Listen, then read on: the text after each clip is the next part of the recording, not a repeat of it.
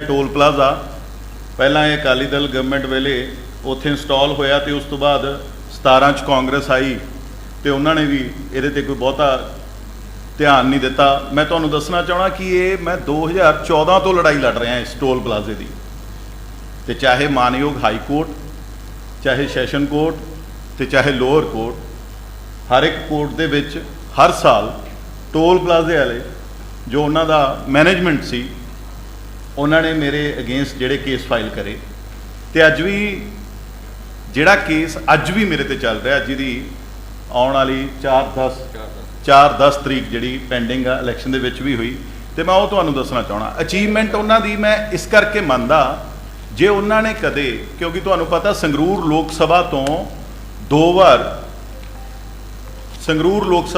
दो बार इलैक्ट हो चुके ने भगवंत मान जी, तो पर उन्होंने दिनों दे विच क्योंकि 2014 तो यह लड़ाई चल रही है, उन्होंने दिनों दे विच एक दिन भी कदे वो साडे नाल उन्होंने शमूलीयत की हुंदी जां कदे उन्होंने हक दे विच नारा मारिया हुंदा कि ये टोल प्लाजा जिहड़ा गलत प्लांट होया, क्योंकि वो सड़क ऑलरेडी पहला बनी हुई सड़क के उपर टोल प्लाजा इंस्टॉल होया, इंस्टॉल होने तो बाद सिर्फ वो रिपेयर करने के लिए वो टोल प्लाजा लग्या सी, ते साडे धूरी नूं चाहे आले दुआले के एरियाज़ नूं, चाहे अमृतसर तो किसी ने दिल्ली जाना तो सारिਆਂ ਨੂੰ टोल प्लाजा विच आउंदा सीगा। ते ये जिहड़ी चीज़ आ, ये जिहड़ी सारी एक कन्वरसेशन जिहड़ी उन्होंने करी उहदे दे उपर मैं बाबत तुहाडे नाल गल करनी चाह रहा कि कल जे वो अपनी एक पॉजिटिव राजनीति करते, आपकी स्पीच दे विच ये कहिंदे कि एक नौजवान मुंडा जिहड़ा लगातार 2014 तो लड़ रहा, जिन्हें लोगों के ये टोल प्लाजे तो बचाने के लिए आप पैसे इकट्ठे करके सड़क बना के दी, जिहदे उत्तों लोग लंघते सी, ते जिहदे तहत मैं इन्ने केस चल रहा, तो मैनूं लगदा एक पॉजिटिव राजनीति होनी चाहिए सीगी, एक पॉजिटिव उन्हां वल्लों सुनेहा भी मिलना सीगा सारिआं नूं। ते जो भी कल उन्हां दी जिहड़ी ते जिन्ना टाइम वो लोक सभा मैंबर रहे ने, कदे उन्हां दा कोई वर्कर जां ओह खुद कदे किसी एजीटेशन दे विच उन्होंने पार्टिसिपेट कराया होवे जां धूरी दे टोल दे खिलाफ उन्होंने कोई गल करी होवे।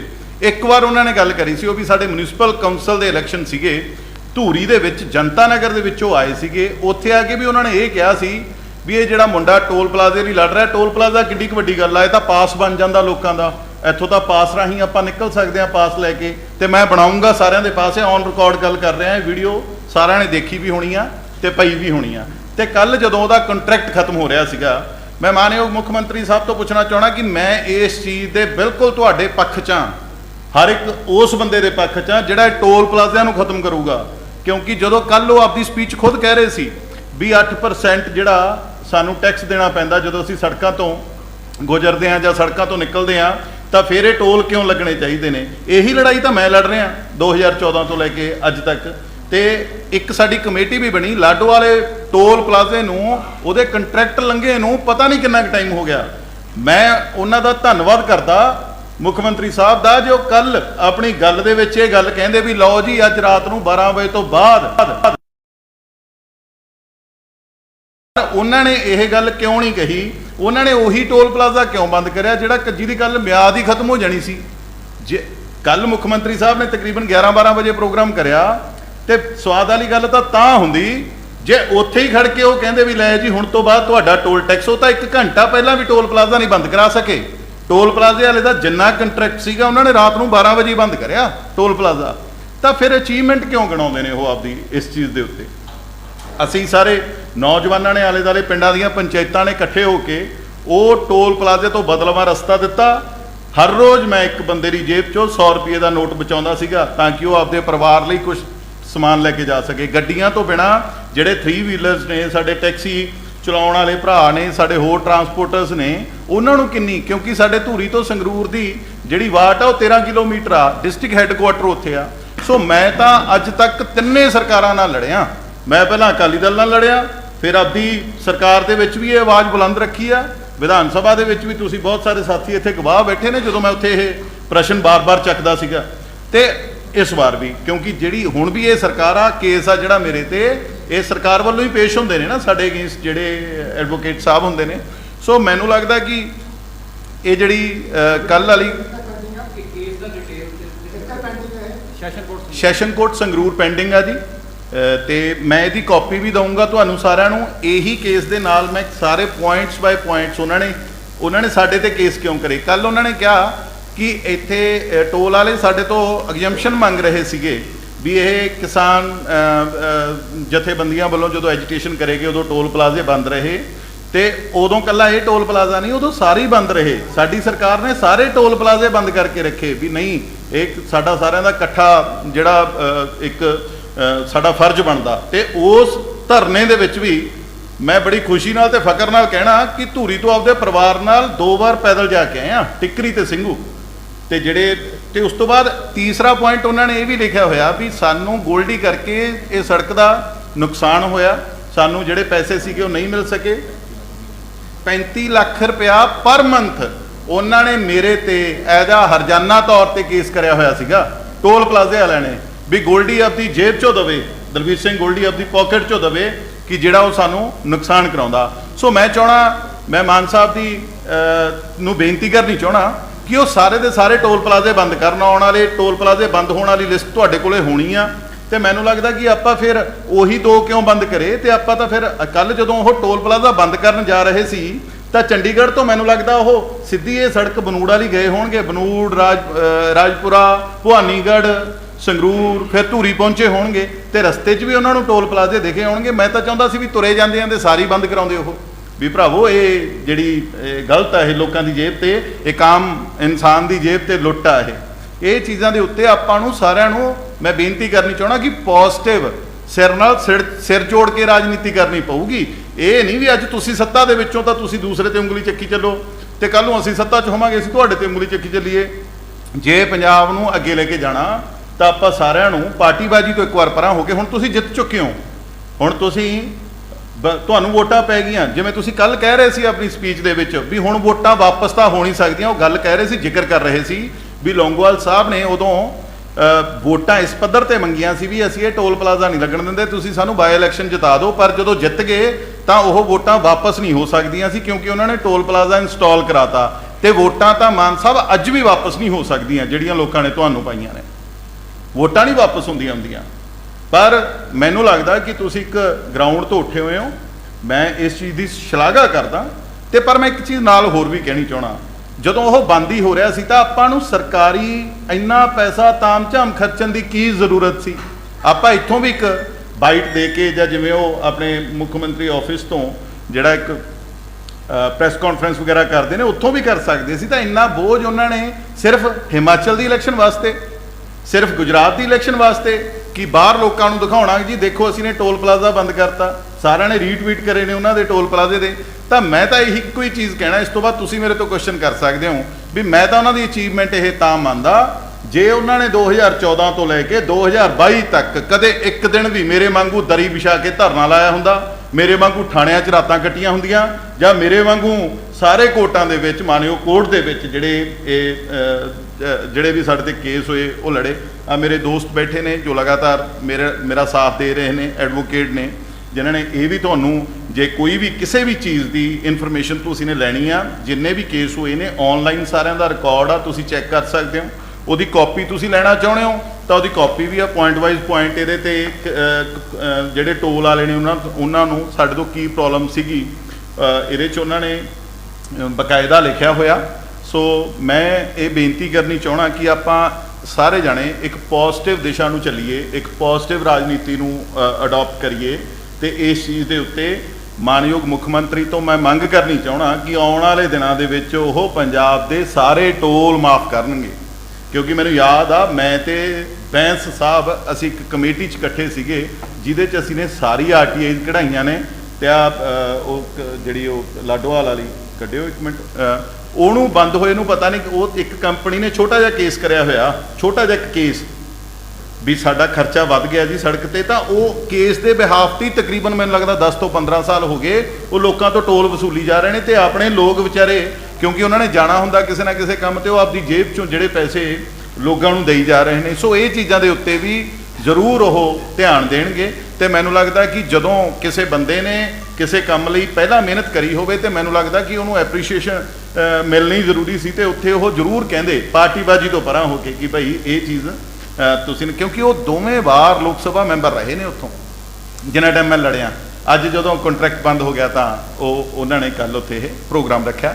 ਤੇ ਹੁਣ ਮੈਂ ਚਾਹਾਂਗਾ ਕਿ ਜੀ ਜੀ ਜੀ ਜੀ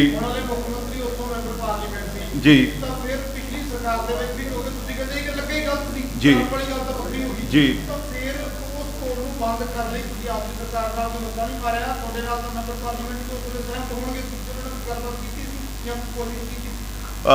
ਤੁਹਾਡੀ ਬਿਲਕੁਲ ਇਹ ਵਾਜਬ ਗੱਲ ਆ। ਤੁਸੀਂ ਜਿਹੜੀ ਇਹ ਗੱਲ ਪੁੱਛ ਰਹੇ ਹੋ, ਉਦੋਂ ਮੈਂ ਇਸ ਕਰਕੇ ਨਹੀਂ ਬੰਦ ਕਰਵਾ ਸਕਦਾ ਸੀ ਕਿਉਂਕਿ ਕੱਲ ਵੀ ਜਦੋਂ ਮੁੱਖ ਮੰਤਰੀ ਸਾਹਿਬ 11-12 ਵਜੇ ਪ੍ਰੋਗਰਾਮ ਕਰਿਆ ਉਹਨਾਂ ਨੇ ਨਾ, ਤਾਂ ਉਦੋਂ ਵੀ ਉਹ ਬੰਦ ਨਹੀਂ ਕਰਵਾ ਸਕੇ।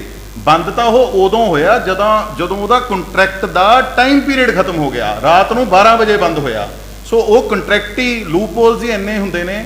ਮੇਰਾ ਫਰਜ਼ ਸੀਗਾ ਲੋਕਾਂ ਦੀ ਆਵਾਜ਼, ਲੋਕਾਂ ਦੀ ਬੁਲੰਦ ਕਰਨੀ, ਲੋਕਾਂ ਦੀ ਦਿੱਕਤਾਂ ਨੂੰ ਸਾਹਮਣੇ ਲੈ ਕੇ ਆਉਣਾ। ਤਾਂ ਮੈਂ ਉਹਦੇ ਲਈ ਸੜਕ ਬਣਾ ਕੇ ਜਿਹੜਾ ਲੋਕਾਂ ਨੂੰ ਰਾਹਤ ਦੇਣ ਦੀ ਕੋਸ਼ਿਸ਼ ਕਰੀ।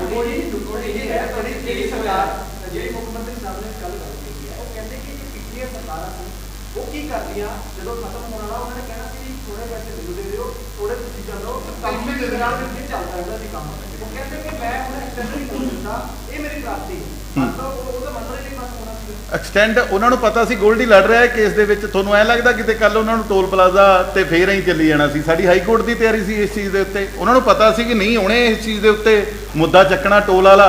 ਉਹਨਾਂ ਨੂੰ ਪਤਾ ਸੀ ਵੀ ਇਹ ਬੰਦ ਤਾਂ ਹੋ ਹੀ ਰਿਹਾ, ਕਿਉਂ ਨਾ ਅੱਜ ਇਹਦਾ ਕ੍ਰੈਡਿਟ ਲੈਤਾ ਜਾਵੇ ਤੇ ਉਹਨੂੰ ਗਾਹਾਂ ਦੂਸਰੀਆਂ ਸਟੇਟਾਂ ਦੇ ਵਿੱਚ ਦਿਖਾਇਆ ਜਾਵੇ ਕਿ ਆਹ ਸਟੇਟ ਦੇ ਵਿੱਚ ਇਲੈਕਸ਼ਨ ਹੋ ਰਹੇ ਨੇ, ਦੇਖੋ ਜੀ ਅਸੀਂ ਹੁਣ ਉੱਥੇ ਆਹ ਚੀਜ਼ ਬੰਦ ਕਰੀ। ਹੁਣ ਉੱਥੇ ਹਿਮਾਚਲ 'ਚ ਇਹਨਾਂ ਨੇ 1000 ਰੁਪਏ ਦੀ ਗਰੰਟੀ ਦਿੱਤੀ ਕਿ ਅੱਜ ਤੱਕ ਪੰਜਾਬ 'ਚ ਕਿਸੇ ਲੇਡੀ ਨੂੰ 1000 ਰੁਪਇਆ ਮਿਲ ਗਿਆ। ਸੋ ਮੇਰੇ ਕਹਿਣ ਦਾ ਮਤਲਬ ਇਹ ਆ ਕਿ ਸਿਰਫ ਲੋਕਾਂ ਨੂੰ ਲੁਭਾਉਣ ਵਾਸਤੇ ਤੇ ਦਿਖਾਉਣ ਵਾਸਤੇ ਜਿਹੜਾ ਇਹ ਚੀਜ਼ ਕਰੀ ਆ।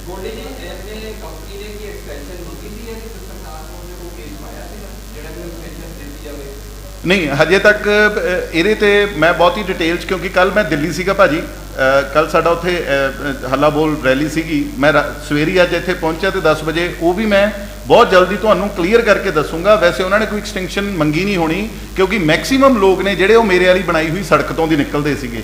ਹਰ ਇੱਕ ਬੰਦਾ ਉੱਧਰ ਦੀ ਉਹਦੇ ਕੋਲੇ ਪਾਸ ਸੀਗਾ, ਜਾਣੀ ਕਿ ਉੱਧਰ ਦੀ ਨਿਕਲ ਜਾਂਦੇ ਸੀ, ਉਹਨਾਂ ਦੇ ਪੈਸੇ ਬਚ ਜਾਂਦੇ ਸੀ। ਉਹ ਬਿਲਕੁਲ ਹੀ, ਜੇ ਤੁਸੀਂ ਦੇਖੋਗੇ, ਤੁਸੀਂ ਤਾਂ ਖੈਰ ਹਾਂ, ਕੇਸ ਜਿਹੜਾ ਇਹ ਹੈਗਾ, ਇਹਨਾਂ ਨੇ ਕੰਟੈਂਪਟ ਪਟੀਸ਼ਨ ਪਾਈ ਹੋਈ ਹੈ ਜੀ ਸਾਡੇ ਦੇ ਉੱਪਰ, ਜਿਹੜੇ ਟੋਲ ਪਲਾਜ਼ੇ ਵਾਲੇ ਨੇ ਜੀ। ਇਹ MS ਲੁਧਿਆਣਾ ਇਨਫਰਾ ਜੀ ਇਹ। ਤੇ ਇਹਨਾਂ ਨੇ ਪਹਿਲਾਂ ਵੀ ਬਹੁਤ ਸਾਰੇ ਕੇਸ ਕਰੇ, ਬਟ ਅਸੀਂ ਉਹਨਾਂ ਦੇ ਵਿੱਚੋਂ ਮਾਣਯੋਗ ਕੋਰਟ ਨੂੰ ਇਹ ਚੀਜ਼ ਨਹੀਂ ਲੱਗੀ ਕਿ ਅਸੀਂ ਨੇ ਕੁਝ ਗਲਤ ਕਰਿਆ, ਤਾਂ ਉਹਨਾਂ ਨੇ ਸਾਨੂੰ ਇਹਦੇ ਤੇ ਐਗਜ਼ੈਂਪਟ ਕਰਦੇ ਰਹੇ। ਤੇ ਇਹ ਕੇਸ ਜਿਹੜਾ ਹਜੇ ਇਸ ਟਾਈਮ ਜਿਹੜਾ ਸੰਗਰੂਰ ਸੈਸ਼ਨ ਕੋਰਟ ਦੇ ਵਿੱਚ ਚੱਲ ਰਿਹਾ, ਕੰਟੈਂਪਟ ਪਟੀਸ਼ਨ ਆ ਜੀ। ਵੀ ਇਹਦੇ ਨਾਲ ਸਾਨੂੰ ਨੁਕਸਾਨ ਹੋ ਰਿਹਾ ਜੀ, ਇਹ ਸੜਕ ਬਣਾਉਣ ਨਾਲ ਜੀ, ਵੀ ਇਹਦੇ ਨਾਲ ਸਾਨੂੰ ਜਿਹੜਾ ਸਾਡੇ ਬਿਜ਼ਨਸ ਨੂੰ ਲਾਸ ਹੋ ਰਿਹਾ ਕਿ ਇਹ ਕਾਫੀ ਟਾਈਮ ਤੋਂ। ਇਹ ਮੈਂ ਤੁਹਾਨੂੰ ਫੋਟੋਆਂ ਦਿਖਾਉਣਾ ਜਿਹੜੀਆਂ ਮੇਰੀ ਟੀਮ ਦੀਆਂ ਮਿਹਨਤ ਕਰਦੇ ਦੀਆਂ ਫੋਟੋਆਂ ਨੇ। 2014 ਤੋਂ ਅਸੀਂ ਇੱਕ ਪਟੜੀ ਸੀਗੀ, ਸੂਏ ਦੀ ਪਟੜੀ, ਉਹਨੂੰ ਬਹੁਤ ਵਧੀਆ ਤਰੀਕੇ ਨਾਲ ਸਵਾਰਿਆ, ਪੂਰੀ ਮਿਹਨਤ ਖੁਦ। ਅਸੀਂ ਇੱਕ ਵੀ ਇਹਦੇ 'ਚ ਸਰਕਾਰੀ ਪੈਸਾ ਨਹੀਂ ਯੂਜ਼ ਹੋਣ ਦਿੱਤਾ। ਸਾਰਾ ਅਸੀਂ ਜਿੰਨੇ ਵੀ ਨੌਜਵਾਨ ਸੀਗੇ, ਅਸੀਂ ਸਾਰਿਆਂ ਨੇ ਇਕੱਠੇ ਹੋ ਕੇ ਜਿਹੜਾ ਇਹਦੇ ਤੇ ਇਹ, ਯਾਨੀ ਕਿ ਮੇਰੀਆਂ ਮੈਂ ਤੁਹਾਨੂੰ ਦਿਖਾਉਣਾ ਚਾਹਣਾ ਕਿ ਕਿਸ ਤਰੀਕੇ ਨਾਲ ਅਸੀਂ ਨੇ ਇਹ ਸੜਕ ਦੀ, ਇਹ ਸੜਕ ਕਹੀ ਜੀ ਸੀ ਤੇ ਅਸੀਂ ਕਿਸ ਤਰੀਕੇ ਨਾਲ ਇਹਦੇ ਤੇ ਮਿਹਨਤ ਕਰੀ ਤੇ ਕਿਸ ਤਰੀਕੇ ਨਾਲ ਫਿਰ ਇਹ ਜਿਹੜੀ ਸੜਕ ਆ ਉਹ ਬਣੀ। ਇਹ ਸਾਰੀ ਇਹ ਜਿਹੜਾ ਕੇਸ ਕਰਿਆ ਹੋਇਆ, ਇਹਦੇ 'ਚ ਵੀ ਉਹਨਾਂ ਨੇ ਸਭ ਤੋਂ ਪਹਿਲਾਂ ਜਦੋਂ ਬਿਲਕੁਲ ਹੀ ਭੱਠੇ ਦੀ ਕੇਰੀ ਕਹਿ ਦਿੰਦੇ ਨੇ ਜਿਹਨੂੰ, ਉੱਥੋਂ ਸ਼ੁਰੂਆਤ ਕਰੀ ਸੀ ਅਸੀਂ ਨੇ, ਉਹ ਸਿੱਟ ਕੇ। ਤੇ ਇੰਨੀ ਮਿਹਨਤ ਕਰਨ ਦੇ ਬਾਵਜੂਦ ਯਾਨੀ ਕਿ ਜਿਹੜਾ ਮੈਨੂੰ ਲੱਗਦਾ ਕਿ ਇਹ ਸਿਰਫ ਆਪਦੀ ਅਚੀਵਮੈਂਟ ਕਰਾਉਣ ਦੇ ਚੱਕਰ 'ਚ ਉਹ ਸਾਨੂੰ ਅੱਖੋਂ ਪਰੋਖੇ ਕਰਕੇ ਅਗੇਂਸਟ ਰਿਹਾ ਜੀ। ਸਾਡੇ ਜਿਹੜੇ ਡਿਪਾਰਟਮੈਂਟ ਦੇ ਐਡਵੋਕੇਟ ਸਾਹਿਬ ਸੀ, ਉਹੀ ਸਾਡੇ ਐਡਵੋਕੇਟ ਸਾਹਿਬ ਦੇ ਅਗੇਂਸਟ ਕੇਸ ਲੜਦੇ ਸੀਗੇ ਜੀ। ਇਹ ਚਾਹੇ ਉਹ ਪੁਰਾਣੀ ਗੱਲ ਕਰ ਲਈਏ, ਆਪਾਂ 2014, 15, 16 ਦੀ ਗੱਲ ਕਰ ਲਈਏ, ਚਾਹੇ ਉਹ ਪਿਛਲੀ ਸਰਕਾਰ ਦੀ ਗੱਲ ਕਰ ਲਈਏ, ਤੇ ਚਾਹੇ ਉਹ ਇਹ ਸਰਕਾਰ।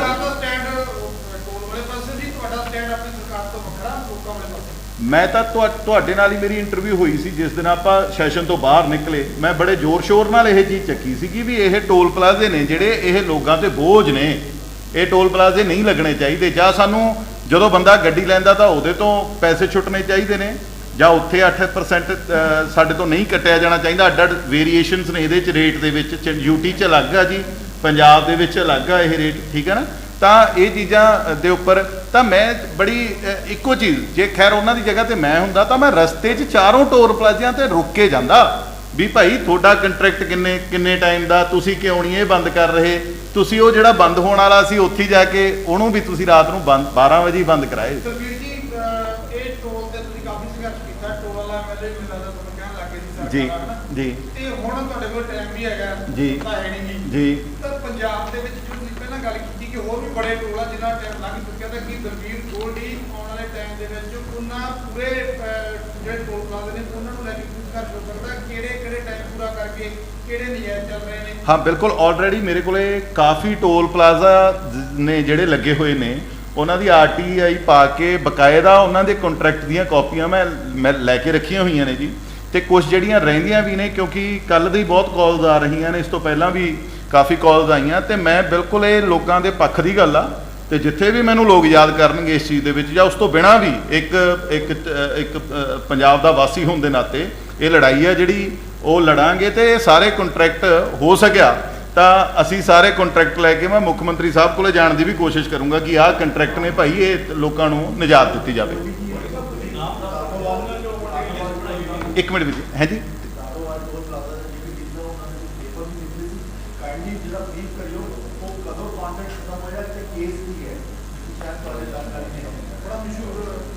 दो 2009 ਚ ਇਹਦਾ ਕੰਟਰੈਕਟ ਖਤਮ ਹੋ ਗਿਆ ਸੀ ਜੀ ਲਾਡੋਵਾਲ ਦਾ, 2009 ਚ। ਅੱਜ 2022 ਚੱਲ ਰਹੀ ਆ, 13 ਸਾਲ ਹੋ ਗਏ ਸਾਨੂੰ। ਸਾਡੇ ਲੋਕ ਜਿਹੜੀਆਂ ਜੇਬਾਂ ਚੋਂ ਆਪਦੇ ਪੈਸੇ ਦਿੰਦੇ ਹਨ। ਲਾਡੋਵਾਲੇ ਦਾ ਮੈਂ ਅਲੱਗ ਤੋਂ ਕਰ ਦੂੰਗਾ ਜੀ। ਅੱਜ ਜਿਹੜੀ ਮੇਰੀ ਮੇਨ ਮੋਟਿਵ ਸੀਗਾ ਅੱਜ ਇਹ ਧੂਰੀ ਟੋਲ ਪਲਾਜ਼ਾ ਨੂੰ ਲੈ ਕੇ ਸੀਗਾ, ਬਟ ਇਹ ਲਾਡੋਵਾਲ ਤੁਹਾਨੂੰ ਮੈਂ ਦੱਸਦਾ ਕਿ ਇਹ ਜਿਹੜਾ ਸਟੇਟ ਆਫ ਪੰਜਾਬ ਫੰਕਸ਼ਨਿੰਗ ਇਹਦੀ ਅੰਡਰ ਆ ਜੀ, ਇਹ ਪੰਜਾਬ ਗਵਰਨਮੈਂਟ ਦੇ ਅੰਡਰ ਹੀ ਫੰਕਸ਼ਨਿੰਗ ਜਿਹੜੀ ਇਹਦੀ ਚੱਲ ਰਹੀ ਆ, ਤੇ 13 ਸਾਲ ਹੋ ਗਏ ਜੀ। ਤੇ ਇਹ ਜਿਹੜੀ ਚੀਜ਼ ਨੂੰ ਤੇ ਇਹਦੀ ਥੋੜੀ ਹੋਰ ਡਿਟੇਲਸ ਨੇ ਜਿਹੜੀਆਂ ਉਹ ਮੈਂ ਤੁਹਾਡੇ ਰੂਬਰੂ ਜ਼ਰੂਰ ਕਰਾਂਗਾ ਜੀ। ਜੀ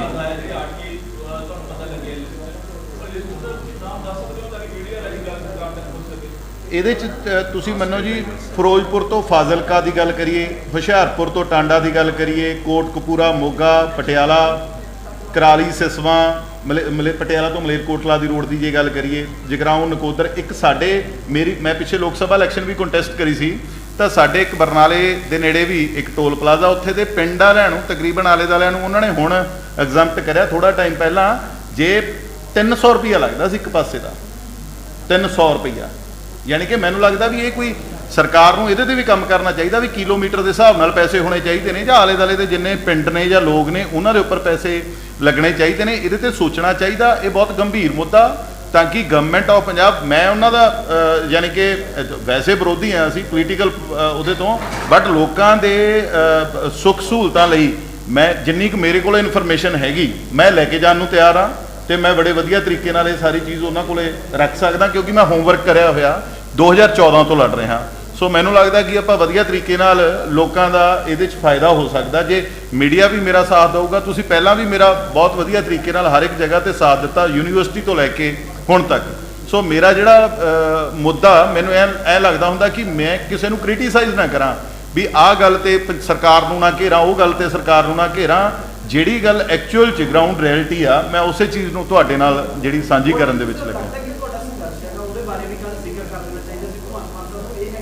ਬਿਲਕੁਲ ਕਰ ਦੇਣਾ ਚਾਹੀਦਾ ਸੀ, ਕਿਉਂਕਿ ਮੈਂ ਤਾਂ ਲਗਾਤਾਰ ਉਸ ਟਾਈਮ ਤੋਂ ਲੜ ਰਿਹਾ 2014 ਤੋਂ। ਜੇ ਉਹ ਦੋ ਸ਼ਬਦ ਕਹਿ ਵੀ ਦਿੰਦੇ ਤਾਂ ਮੈਨੂੰ ਲੱਗਦਾ ਕਿ ਮੇਰੇ ਮਨ 'ਚ ਉਹਨਾਂ ਦਾ ਸਤਿਕਾਰ ਹੋਰ ਵੱਧ ਜਾਣਾ ਸੀਗਾ।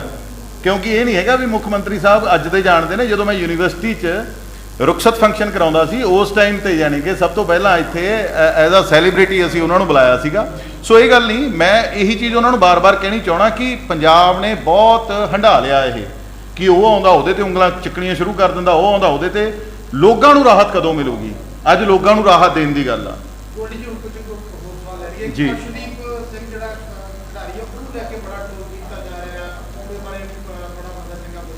ਜੀ ਇਹ ਵੈਸੇ ਨਾ ਬੜੀ ਮੰਦਭਾਗੀ ਗੱਲ ਜੀ ਲੱਗੀ ਕੱਲ ਮੈਨੂੰ, ਤੇ ਕਈਆਂ ਨੇ ਜਿਵੇਂ ਬਾਕੀ 11 ਪਲੇਅਰ ਖੇਲਦੇ ਨੇ ਉਵੇਂ ਉਹ ਵੀ ਖੇਲ ਰਿਹਾ ਸੀ। ਤੇ ਇਹ ਕੋਈ ਵੀ ਟੀਮ ਦਾ ਪਲੇਅਰ, ਮੈਂ ਖੁਦ ਵੀ ਖੇਲਦਾ ਰਿਹਾ, ਸਪੋਰਟਸਮੈਨ ਰਿਹਾ, ਤੇ ਟੀਮ ਦੇ ਸਿਰ ਤੇ ਜੇ ਇੱਕ ਅੱਧੇ ਬੰਦੇ ਤੋਂ, ਕਿਉਂਕਿ ਇਹੀ ਤਾਂ ਜਿੱਤ ਹਾਰ ਦਾ ਸਿਸਟਮ ਹੁੰਦਾ। ਜੇ ਉਹਨੇ ਅੱਜ ਇੱਕ ਕਿੱਥੇ ਤਾਂ ਉਹਨੂੰ ਆਪਾਂ ਨੇ ਬੂਸਟ ਕਰਨਾ ਸੀਗਾ ਵੀ ਉਹਦਾ ਦੂਸਰਾ ਮੈਚ ਸੀਗਾ ਸਿਰਫ ਇਹ ਪਾਕਿਸਤਾਨ ਦੇ ਅਗੇਂਸਟ, ਕਿੱਥੇ ਤਾਂ ਆਪਾਂ ਨੇ ਉਹਨੂੰ ਬੂਸਟ ਕਰਨਾ ਸੀਗਾ ਤੇ ਉਹਦੇ ਬਜਾਏ ਲਾਸਟ ਓਵਰ ਉਹਨੇ ਕਿੰਨਾ ਜ਼ਬਰਦਸਤ ਕਰਿਆ, ਸਾਰੀਆਂ ਯਾਰਕਰਾਂ ਮਾਰੀਆਂ ਉਹਨੇ। ਜੇ ਉਸ ਤੋਂ ਸੈਕਿੰਡ ਲਾਸਟ ਓਵਰ ਸਾਡਾ ਬੌਲਰ ਸਹੀ ਕਰ ਜਾਂਦਾ ਤਾਂ ਅਸੀਂ ਜਿੱਤ ਜਾਣਾ ਸੀਗਾ। ਮੇਰੇ ਕਹਿਣ ਦਾ ਮਤਲਬ ਕਿ ਆਪਾਂ ਟਾਰਗੇਟ ਇਹ ਨਾ ਜੋ ਧਰਮਵਾਦ ਜਾਤਵਾਦ ਇਹ ਖੋਖਲਾ ਕਰ ਰਿਹਾ ਸਾਡੇ ਸਿਸਟਮ ਨੂੰ। ਇਹ ਚੀਜ਼ਾਂ ਤੋਂ ਉੱਪਰ ਉੱਠ ਕੇ ਸਾਨੂੰ ਉਹਦੇ ਹੱਕ 'ਚ ਜਾਣਾ ਚਾਹੀਦਾ ਤੇ ਇੱਕ ਨੌਜਵਾਨ ਦੀ ਪਿੱਠ ਥਪਥਪਾਣੀ ਚਾਹੀਦੀ ਹੈ ਕਿ ਉਹ ਇੱਕ ਚੰਗਾ ਪਲੇਅਰ ਆ। ਬਿਆਸ ਇੰਸੀਡੈਂਟ ਨੂੰ ਲੈ ਕੇ ਕਿਵੇਂ ਦੇਖਦੇ ਹੋ ਪੰਜਾਬ ਦੇ ਜੋ ਵੀ ਵਾਪਰਿਆ? ਬਿਲਕੁਲ ਇਹ ਸਾਰੀਆਂ ਚੀਜ਼ਾਂ ਨਰਪਿੰਦਰ ਜੀ ਮੈਂ ਉਹ ਗੱਲ ਉਹੀ ਕਰ ਰਿਹਾ ਕਿ ਜਾਤ ਪਾਤ ਵਾਲੇ ਸਿਸਟਮ ਤੇ ਨਾ ਬਹੁਤ ਸਾਰਾ ਜਿਹੜੀ ਕੰਟਰੋਵਰਸੀਜ਼ ਹੋ ਚੁੱਕੀਆਂ ਨੇ ਤੇ ਮੈਨੂੰ ਲੱਗਦਾ ਜਿਹੜੇ ਆਪਣੇ ਗੁਰੂ ਸਾਹਿਬਾਨ ਸੀ ਜਾਂ ਜਿਹੜੇ ਸਾਡੇ ਜਿਨ੍ਹਾਂ ਨੂੰ ਵੀ ਆਪਾਂ ਦੇਵੀ ਦੇਵਤਿਆਂ ਨੂੰ ਮੰਨਦੇ ਆ ਉਹ ਤਾਂ ਇਹ ਚੀਜ਼ਾਂ ਤੋਂ ਪਰੇ ਸੀਗੇ, ਉਹਨਾਂ ਦੀਆਂ ਸਿੱਖਿਆਵਾਂ ਹੀ ਹੋਰ ਸੀਗੀਆਂ। ਇਹ ਤਾਂ ਆਪਾਂ ਨੇ ਬਣਾ ਲਈਆਂ ਕਿਉਂਕਿ ਕੁਝ ਕੁ ਮੇਰੇ ਵਰਗੇ ਲੀਡਰ ਜਿਹੜੇ ਵੋਟਾਂ ਲਈ ਕਰਦੇ ਨੇ, ਕੁਝ ਕੁ ਕਿਸੇ ਤਰੀਕੇ ਨਾਲ ਕਰਦੇ ਨੇ। ਸੋ ਇਹ ਚੀਜ਼ਾਂ ਤੋਂ ਬਚਣਾ ਚਾਹੀਦਾ। ਆਪਾਂ ਨੂੰ ਸਭ ਤੋਂ ਪਹਿਲਾਂ ਪੰਜਾਬ ਦੇ ਵਿੱਚ ਏਕਤਾ ਰੱਖਣੀ ਚਾਹੀਦੀ ਹੈ। ਤਨਕੀਦ ਕਿਹੜੀਆਂ ਨਗਰ ਦੇ ਗੱਡੀਆਂ ਦੇ ਭਤੀਜੇ ਔਰ ਸੌਦੇ ਪਰ ਲੋਕਾਂ ਨੂੰ ਬੇਲ ਮਿਲ ਗਈ ਨਹੀਂ। ਹਾਂਜੀ ਅੱਛਾ ਜੀ, ਅੱਜ ਜੀ ਜੀ ਇਹਦੇ ਤੇ ਕੀ ਕਹੋਗੇ ਜੀ?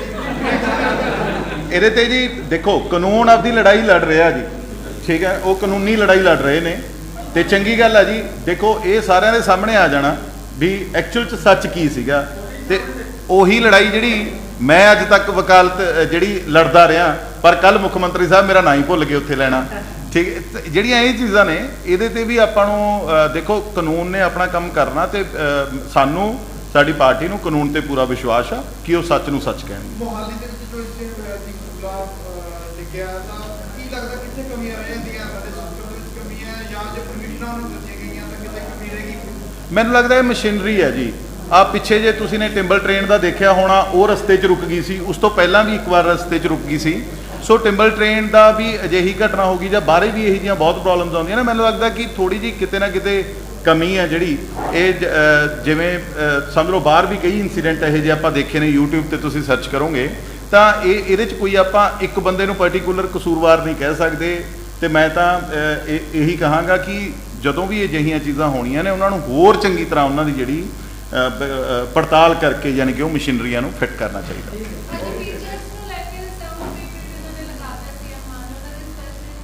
ਚੰਗੀ ਗੱਲ ਆ ਜੀ, ਜੋ ਵੀ ਭਲਾਈ ਲਈ ਕੰਮ ਹੋ ਰਿਹਾ ਉਹਦੇ ਲਈ ਹਰ ਇੱਕ ਚੀਜ਼ ਲਈ ਅਸੀਂ ਵੈਲਕਮ ਕਰਾਂਗੇ ਤੇ ਚੰਗੀ ਗੱਲ ਕਵਾਂਗੇ। ਬਾਕੀ ਇਹਦੇ ਬਾਰੇ ਬਹੁਤ ਹੀ ਜ਼ਿਆਦਾ ਡਿਟੇਲ ਤੁਹਾਨੂੰ ਟੀਚਰ ਸਾਹਿਬਾਨ ਹੀ ਦੱਸ ਸਕਦੇ ਨੇ। ਸੋ ਤੁਹਾਡਾ ਸਾਰਿਆਂ ਦਾ ਬਹੁਤ ਬਹੁਤ ਧੰਨਵਾਦ। ਉਮੀਦ ਕਰਦਾ ਕਿ ਆਪਦੇ ਇਸ ਭਰਾ ਨਾਲ ਤੁਸੀਂ ਇਸੇ ਤਰੀਕੇ ਨਾਲ ਹੈਲਪ ਕਰਦੇ ਰਹੋਗੇ ਤੇ ਸੱਚ ਨੂੰ ਸੱਚ ਕਹੋਗੇ।